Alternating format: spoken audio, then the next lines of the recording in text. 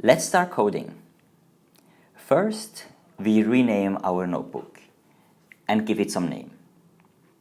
I'm going to call it GA Data Access Weekly, since this is going to be a weekly API call.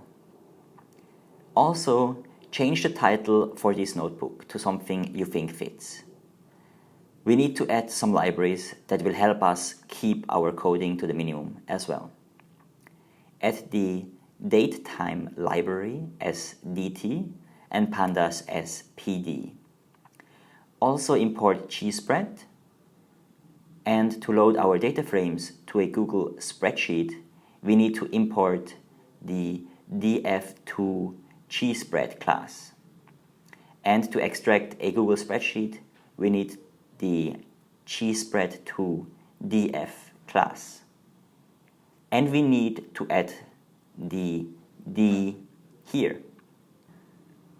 After the credential initializing function, let's add a new cell and add a function that finds the first day of the week. I'm using 4 spaces when indenting.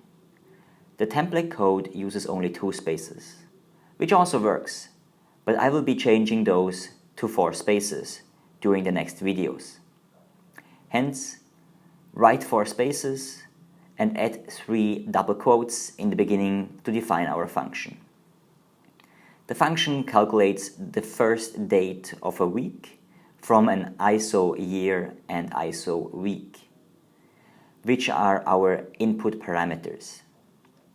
Define those 2 parameters and what it will return, which is the first date of that week in a dt.date format. Now we can write our function.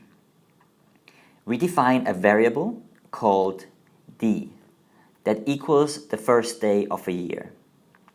According to ISO format, if the first day of the year starts with a Friday, Saturday, or Sunday, then the first week of that year is after that week.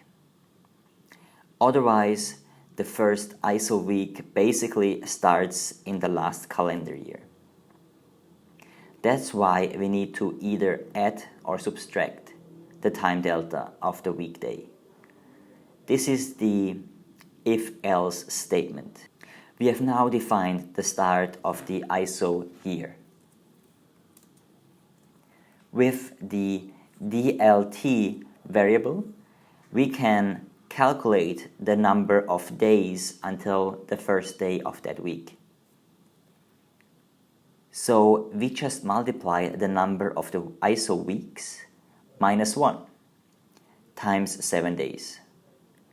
Adding DLT to the first date of the ISO year gives us the first date of that week.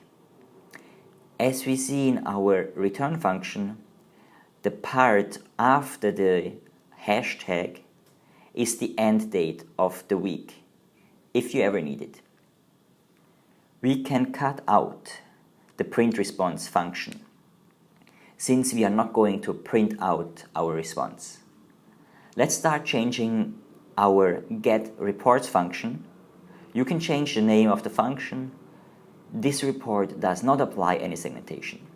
Hence, I'm calling this function the getNoSegReport function. You can call it any name you'd like. You just need to be consistent later on when applying the function. Add the starting date as a second parameter. This parameter will be found by the getWeekday function that we have just written. Also, change the title of the function and add the second parameter description to the function.